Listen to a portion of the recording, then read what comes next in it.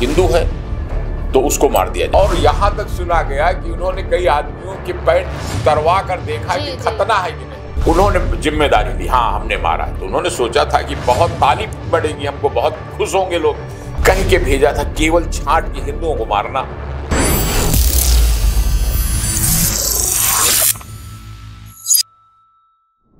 नमस्कार, मैं हूं शाहीन खान। आज हम उस दर्द की बात करेंगे जिसने पूरे देश को हिला दिया। पहलगाम की वादियों में गोलियों की आवाज गूंजी और वहां मौजूद मासूम लोग जो सैर सपाटे या रोजमर्रा के कामों पर निकले थे, लौटकर अपने घर को ही नहीं लौटे। एक ओर हम विकास और शांति की बातें करते हैं तो दूसरी ओर आतंक का ऐसा हमला हो जाता है। तो आखिर ये सब कैसे हो रहा है? क्या सुरक्षा व्यवस्था इतनी कमजोर थी? क्या हमारी खुफिया एजेंसियां सो रही थीं? और सबसे बड़ा सवाल ये है कि आम आदमी की जान की कीमत आखिर कितनी है? आज हम इन्हीं सब सवालों पर खुलकर चर्चा करेंगे। हमारे साथ हमारे स्टूडियो में मौजूद डॉक्टर सूर्य कुमार शुक्ला जी से। सर, बहुत बहुत स्वागत है आपका हमारे चैनल में। सर, अभी जम्मू कश्मीर खूबसूरत वादियों का शहर, जहाँ सब घूमने जाते हैं, अपनी जिंदगी के बेहतरीन पल बिताने जाते हैं, वहां पर एक हादसा हुआ है जो इंसानियत को तो शर्मसार करता ही है, साथ ही सवाल भी उठाता है सुरक्षा एजेंसियों पर। सवाल ये है कि सर, इतना संवेदनशील क्षेत्र, इसमें आतंकी हमला आखिर कैसे हो गया? क्या खुफिया एजेंसियों को इसकी कोई जानकारी नहीं थी? पहला सवाल आपका है कि क्या खुफिया एजेंसियों को इसकी जानकारी नहीं थी और हमला हो गया। होता यह है कि खुफिया एजेंसियां लगातार निगरानी रखने का प्रयास करती हैं कि कब कौन आतंकवादी कहां से आने वाला है और कहां पर वो घटना कर सकता है, क्या योजना है। लेकिन बताऊं कि अपने पुलिस विभाग के लंबे अनुभव से मैं आपको कह सकता हूं कि आप अक्सर सुनती होंगी कि आज फला जगह अपराधियों के साथ मुठभेड़ हो गई, ये आतंकवादी मारे गए, पुलिस के 1-2 लोग मारे गए।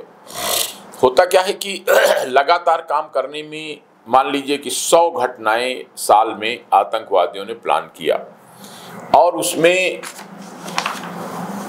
95 घटनाओं को पुलिस ने, सिक्योरिटी एजेंसियों ने पता लगा लिया कि ये होने वाला है और वहां पहले से फोर्स पहुंच गई और वो मुठभेड़ हो गई। बात सर स्लीपर सेल्स की भी उठ रही है कि स्लीपर सेल्स भी हो सकते हैं। जी बिल्कुल। तो आज लोग ये पूछ सकते हैं कि ये एक घटना क्यों हो गई। सच बात यह है कि वो 99 घटनाएं जो रुक गई और जिनमें केवल एक बात मालूम हुई जनता को कि हाँ आज मुठभेड़ हो गई और आतंकवादी मार दिए गए, तो वो हर एक घटना इसी तरह प्लान करते हैं आतंकवादी। और उसमें ये हार्ड लक होता है, दुर्भाग्य होता है देश का, समाज का, हम लोगों का, कि वो एक घटना सुरक्षा एजेंसियों की नज़र बचा के कर ले गए। अब बचाते कैसे हैं? धीरे धीरे, चूंकि आपने महसूस किया होगा कि ये आतंकवादियों की समस्या कई सालों से चल रही है, तो वो भी जान गए हैं कि कैसे कैसे पुलिस निगरानी करती है, सुरक्षा एजेंसियां किस तरह निगरानी करती हैं, कैसे उनके फ़ोन पर निगरानी करती हैं, कैसे उनके मूवमेंट पर और वहाँ आसपास जो उनके मददगार हैं कैसे उन पर निगरानी करती है। कई बार कई कानूनी बाध्यताएं भी होती हैं, जिसे आप स्लीपर सेल की बात कर रहे हैं कि स्लीपर सेल को वो महीने में या साल में कुछ निश्चित भुगतान करते जा रहे हैं और तरह तरह के तरीकों से, हवाला के माध्यम से भेजते हैं, बहाने से भेजते हैं कि हम आपको कोई फंड भेज रहे हैं स्कूल के लिए, मदरसे के लिए या किसी भी आयोजन के लिए, और उसका डाइवर्ट कर दिया जाता है वो आतंकवादी घटनाओं के लिए। अब आपने सुना होगा कि इसमें फॉरेन कंट्रीब्यूशन रेगुलेशन एक्ट, जिसके अंतर्गत विदेशों से पैसा आता है, तो वो उसको गवर्नमेंट ने काफ़ी रेगुलेट किया है कि जिसका आए वो पूरा बताए, हिसाब दे। लेकिन फिर भी जो जैसे कहते हैं ना, पुलिस और अपराधियों की लड़ाई होती है टू डाल डाल में पात पात, वो एक चीज़ रोकते हैं तब तक वो दूसरा बहाना ढूंढते हैं कि अब की बार तो ये हम इस आयोजन के लिए पैसा ले रहे हैं, गरीब बच्चों की मदद के लिए पैसा ले रहे हैं, और उस बहाने से उसको डाइवर्ट कर देते हैं आतंकवादी घटनाएं कराने के लिए। तो ये तो रही सुरक्षा एजेंसियों की निगरानी की बात। अब दूसरा जो सवाल कि ये घटना हो कैसे गई, हालत ये है कि पाकिस्तान और भारत की खींचतान की जानकारी तो इस देश के बच्चे बच्चे को है। हो क्या रहा है, पाकिस्तान में आपने सुना होगा पूर्व प्रधानमंत्री इमरान खान को उन लोगों ने गिरफ्तार करके जेल डाल दिया जी। और इमरान खान की पार्टी तहरीके इंसाफ पार्टी जो है उसका लगातार आंदोलन चल रहा है सरकार गिराने के लिए। अब वहां पर जो वर्तमान सरकार है उसका बड़ा भारी सरदर्द है कि पूरे देश में उनकी खिलाफत हो रही है। बलूचिस्तान आर्मी, आपने सुना लिबरेशन आर्मी, वो उनके खिलाफ आंदोलन चल रही है। वहाँ काफी फौज ने काफी लोगों को मार डाला है। लश्कर तैयबा ने इसकी जिम्मेदारी भी ली है। रात में तो इसकी पुष्टि नहीं हुई थी, अभी सुबह पुष्टि हुई कि लश्कर तैयबा कह रहा है कि ये हमारी ओर से हम जिम्मेदारी लें। हाँ, उनकी एक ब्रांच उन्होंने कहा द रेसिस्टेंस फोर्स TRF लश्कर तैयबा की। देखिए वो नाम में कुछ खास रखा नहीं, क्योंकि संगठन से जुड़ा हुआ है। ये होता क्या है कि जैसे भारत सरकार ने बैन लगाया कि लश्कर तैयबा हमारे देश में बैन है जी। तो उन्होंने कहा द रेसिस्टेंस फोर्स, अपना नाम बदल लिया। एक और रातों रात 2 मिनट का काम है, अपने पर्चे पर आप नाम ये छपवा दीजिए। तो इसलिए कि बैन हम पर बैन नहीं है, हम चंदा ले रहे हैं लोगों से रेसिस्टेंस फोर्स के लिए। और बहाना क्या बनाएंगे कि कश्मीर में लोकतंत्र को बहाल करने के लिए हम ये कर रहे हैं, विकास के लिए काम कर रहे हैं। अब पाकिस्तान का जो POK है, पाक अधिकृत कश्मीर है, और जो बलूचिस्तान है, सिंध है, वहां लगातार सरकार की खिलाफत हो रही है। पब्लिक का ध्यान भटकाने के लिए कि सरकार की खिलाफत ना करें, वो देखिए वहां पर कश्मीर एक बहुत सालों से भावनात्मक मुद्दा बना दिया गया है और आम जनता को ये बताया गया है पाकिस्तान में कश्मीर पर हमारा हक है, कश्मीरी हम पे हमारे साथ आना चाहते हैं। और इस कारण से धीरे धीरे वहाँ की पब्लिक को खुश करने की कोशिश, देखिए हमारी जो तंजीम है, हमारी जो संगठन है, वो कश्मीर में देखिए कश्मीर की जनता भी हमारे साथ और हमारे लोग भी कश्मीर में हिंदुओं पर हमला कर रहे हैं। अभी 1 हफ्ते पहले जनरल मुनीर जो वहाँ के फौज के सेनाध्यक्ष हैं, उनका बड़ा कटुतापूर्ण यही बयान आया था कि करीब करीब वही बयान जैसे जेडे भुट्टो साहब दिया करते थे कि हम 1000 साल तक लड़ेंगे हिंदुस्तान से, चाहे हमको घास की रोटी खानी पड़े लेकिन हम लड़ेंगे। उसी तरह उनका भी कुछ बयान आया कि हिंदू हमारे दुश्मन हैं। और हम अब सोचिए फौज के एक अधिकारी को इस प्रकार की बयानबाजी कि हिंदू हमारे दुश्मन हैं, उनका ढंग अलग है, उनका रहन सहन अलग है, उनके धार्मिक विश्वास अलग हैं, हमसे कभी समझौता नहीं हो सकता, इस तरह का बयान कौन दे रहा है? फौज का सेनापति। क्यों दे रहा है?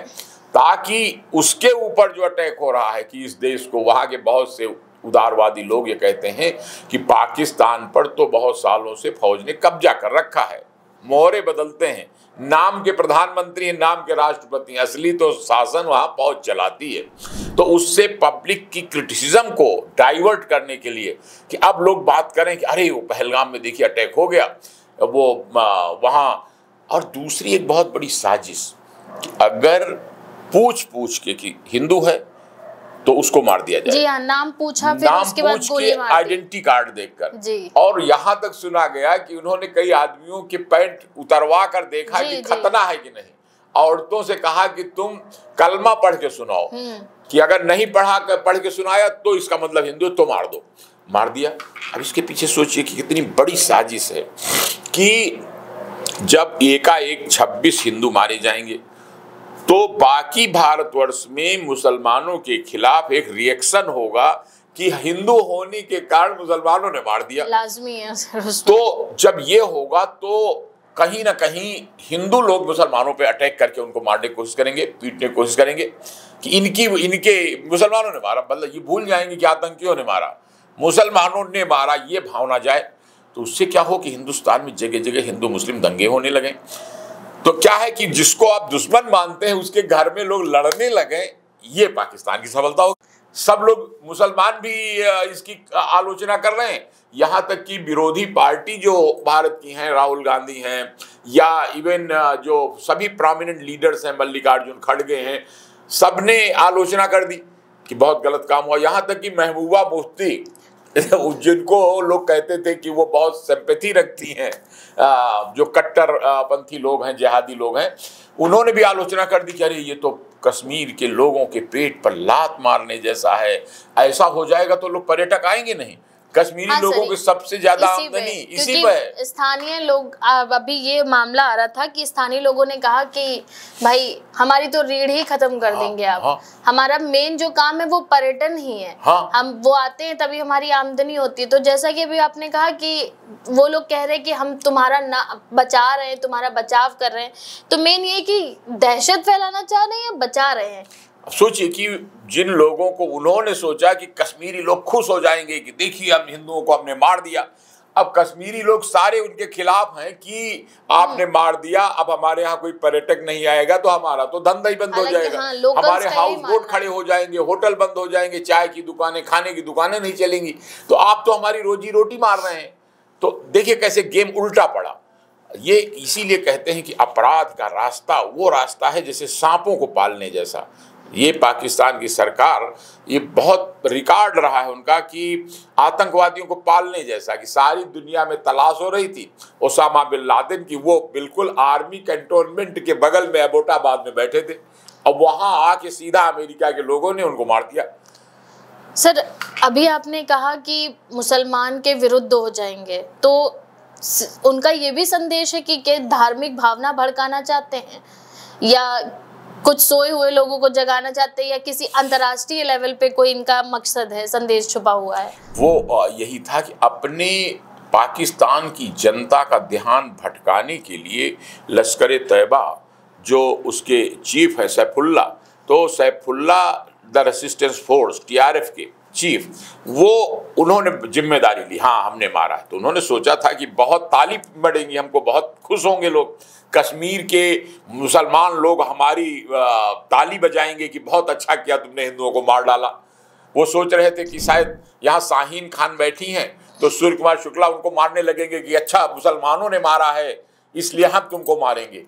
लेकिन भारत की जो संस्कृति है, तहजीब है, वो ऐसी नहीं है। आपने नहीं सुना होगा पूरे देश में कहीं कोई दंगा या कोई इस लाइन पर नहीं हुआ, क्योंकि ये यहाँ भारत की संस्कृति है इस प्रकार की मिलजुल करके रहने की, और यही ताकत है इस देश की कि लोग मिलजुल कर रहेंगे। हो सकता है कोई सिरफिरा कोई कहीं बोल दे, लेकिन बाकी लोग 10 लोग बैठे हैं उसको समझाने के लिए, कह रहे पागल ऐसी बातें मत करो, इससे देश कमजोर होगा, इससे हमारी देश की तरक्की रुकेगी।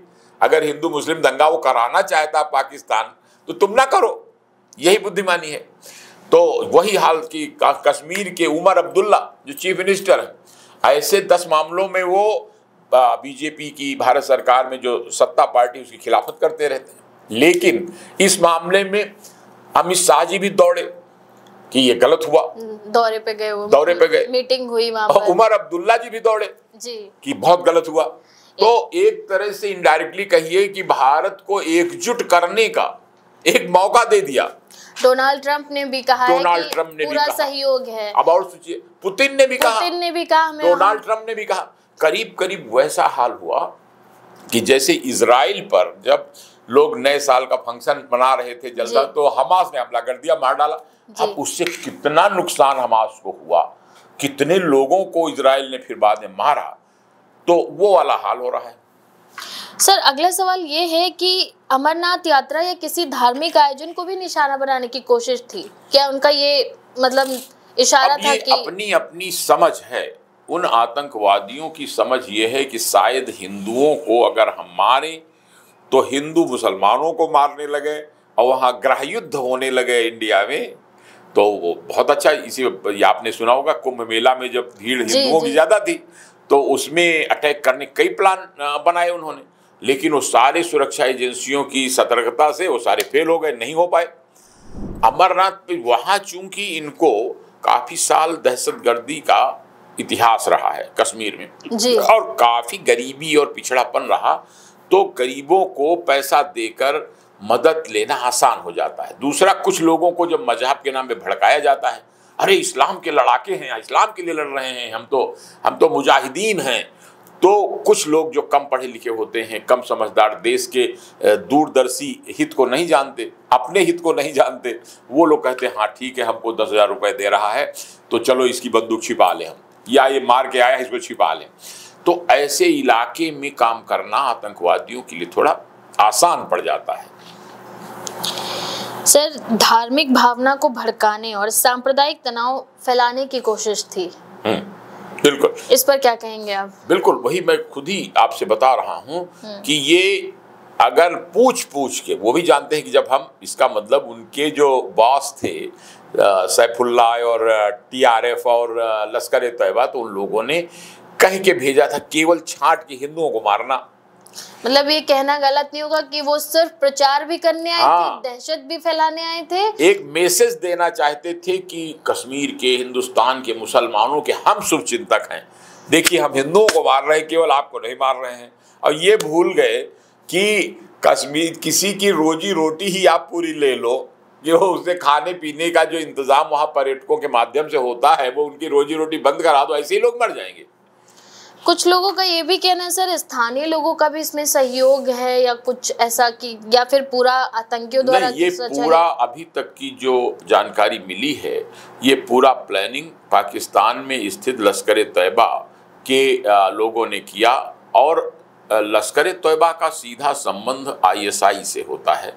ISI उसी सिद्धांत पे काम कर रही है कि अगर हम हिंदुस्तान से खुले युद्ध में 4 बार हार चुके हैं लड़ाई करके, और हमारा आधा देश भी बांग्लादेश में चला गया इसी लड़ाई के चक्कर में, लेकिन हम नहीं लड़ सकते तो हम कम से कम उनको नहीं पूरी तरह कंट्रोल कर सकते तो उनको खूना खच्चर तो कर सकते हैं। कोई ऐसी चोट देकर, उन्होंने कहा कि if we can not fight we can make them bleed, कहीं खून निकलता रहे, ऐसा, यानी कि हम खुली लड़ाई नहीं लड़ सकते लेकिन हम छिप के लड़ सकते हैं। हम ये कह सकते हैं कि भाई सतर्क रहो, हम भी हैं लाइन में।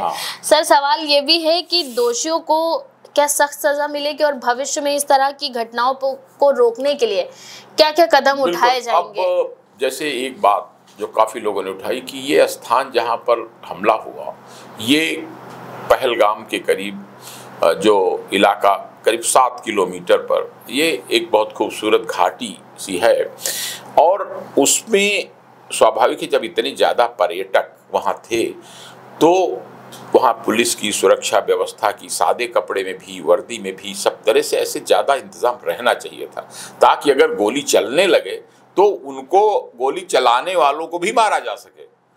तो इस हद तक ये एग्जैक्ट अभी जांच चल रही है कि मौके पर गृह मंत्री जी स्वयं गए हुए हैं कि कैसे हुआ कि वहां पर जो पुलिस और सुरक्षा की व्यवस्था थी वो उनको क्यों नहीं मार पाई जो आतंकी आए। मतलब आपका कहने का ये है कि हर एक ऐसी जगह पर एक चेक पोस्ट या कुछ होना चाहिए, वहां पर कम से कम, आप जानती हैं पहलगाम जी, गुलमर्ग जी, सोनमर्ग जी, अमरनाथ, ये 4-5 या लाल चौक, ये कुछ ऐसे बिंदु हैं जहां अक्सर पर्यटक घूमते हैं। डल झील, यहाँ पर सख्त, तो वहां पर कम से कम इतना पुलिस और सुरक्षा की व्यवस्था रहनी चाहिए कि अगर कोई हमलावर आ ही जाए और मारने लगे एकाएक, वैसे उन्होंने बड़ी चालाकी से पुलिस फौज की वर्दी पहनी और वर्दी पहन के असलहे ले लिए।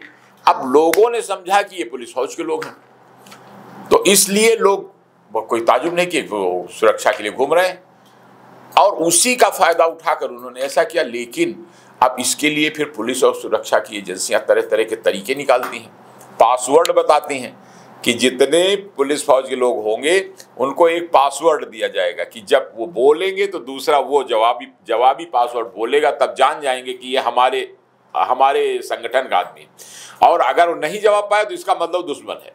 तो सरकार तो दावा करती है कि आतंकियों का नामो निशान मिटा चुके हैं, मतलब अब उतना, ये बात बिल्कुल सही आतंकियों का, लेकिन अब इसका कोई जवाब तो नहीं कि जो इंडिया की पाकिस्तान से लगने वाली सीमा है वो इतनी ज्यादा जंगल और इतने ज्यादा पहाड़ और इतने ऊंचे ऊंचे बर्फीले इलाके और साथ में बीच में नदियां कि 24 घंटे आप हर पॉइंट पे आप अपना पुलिस या फौज नहीं खड़ी कर सकते, और रात के अंधेरे में जैसे ये क्या हुआ कि रात के अंधेरे में अब तक जो पता चला है कि आतंकवादी कैंप ठीक सीमा से 5-10 किलोमीटर दूर चलते रहते हैं, और इसी कारण से भारत की सरकार ने जो एयर स्ट्राइक की थी उन्हीं कैंपों में की थी।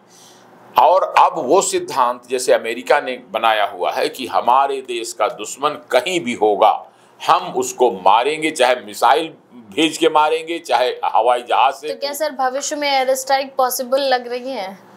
हमें तो इसकी पूरी संभावना लग रही है कि जिस प्रकार से ये हरकत की है, ये करीब करीब इजराइल हमास युद्ध की बिल्कुल पैरेलल लाइन पर गई है कि जैसे उन्होंने उनको पर्यटकों को मारा, इन्होंने पर्यटकों को मारा, उसके बाद उन्होंने बदला लेने के लिए, क्योंकि भारत की सरकार को यहाँ की जनता को जवाब देना है कि हम सो नहीं रहे हैं, सुरक्षा एजेंसियां सो नहीं रहे हैं। ये धोखा दिया उन्होंने कि वर्दी फौज की पहनकर, और लोग समझ नहीं पाए, कंफ्यूज हो गए कि वो भी देखने में बिल्कुल लग रहे थे कि भारत सरकार की सेना के जवान हैं।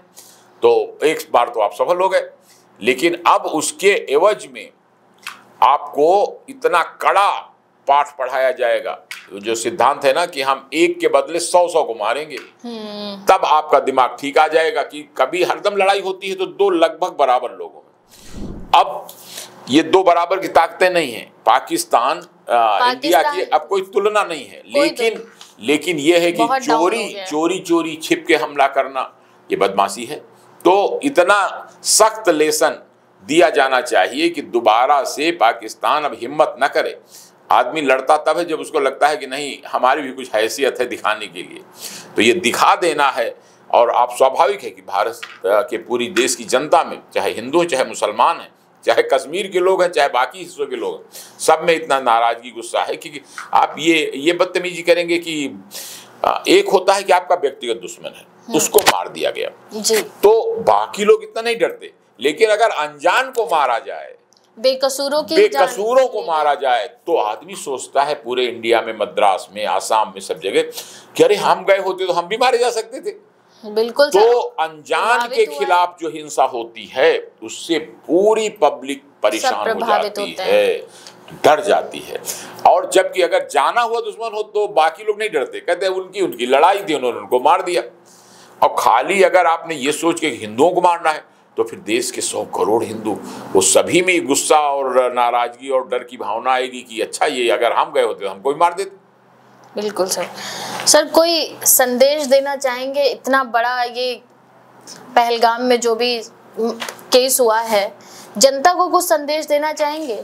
इसमें जनता से मेरी यही अपील रहेगी कि ये बदमाशी, ये कायराना हरकत जो किया है लश्कर तोयबा के लोगों ने, ये क्या है कि वहाँ के भी, पाकिस्तान के भी गरीब लोगों को गुमराह करके कि चलो अरे तुम मारे जाओगे भी अगर तो तुम स्वर्ग को जाओगे जी, क्या कहते हैं वो जन्नत को पहुंचोगे, और वहां तुमको 72 हूरें स्वागत करने के लिए तैयार रहेंगी।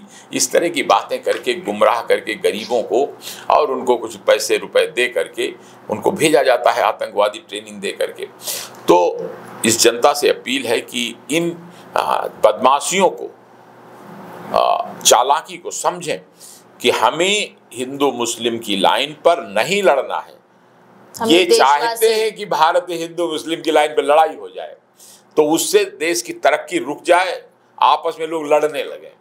ये हमें नहीं करना है। जो दुश्मन सही में हमारा है, कि जो चाहता है कि ऐसा, उसी को खत्म करना है। और खत्म करने का सबसे अच्छा तरीका कि जब से पाक अधिकृत कश्मीर, सिंध, बलूचिस्तान के लोग जो स्वयं परेशान हैं, वहाँ की भारी जनसंख्या स्वयं वहाँ के भ्रष्टाचार से, वहाँ के कट्टरपंथी साथ, जैसे हम लोग इतनी चर्चा कर रहे हैं, आप ताजुब करेंगे कि वहाँ पर ये आम हो गया। बलूचिस्तान के बाद जब देखिए कभी स्कूल में गोलीबारी हुई जा रही है, कभी मस्जिद में शिया लोग सुन्नी को मारे डाल रहे हैं, कभी सुन्नी लोग शिया को मारे डाल रहे हैं। तो ये शांति का, अमन चैन का माहौल जब बनता है देश में, तभी इस तरह की देश की तरक्की होती है। तो हमको आगे बढ़ना है, तो हमको इन बातों में आपस में लड़ने के बजाय हमें अपनी फौज को, पुलिस को और बल देना है कि कुचल दो इन देश के दुश्मनों को, आगे के लिए समाप्त कर दो ये संभावनाएं। तो मुझे उम्मीद है कि वहाँ की जो जनता है वो भी परेशान है इनसे। तो निकट भविष्य में मुझे उम्मीद है कि इस प्रकार का वातावरण बनेगा कि उससे प्रभावी कार्रवाई इन ऐसी बदमाशों पर होगी कि वो दोबारा भारत पर हमला करने की न सोचें। पहलगाम में हुए जघन्य अपराध पर, आतंकी हमले पर ये थे डॉक्टर सूर्य कुमार शुक्ला जी के विचार। आपके भी इस पर क्या विचार हैं हमें कमेंट में ज़रूर लिखें और ऐसी और भी लेटेस्ट वीडियो के लिए देखते रहिए द क्विक।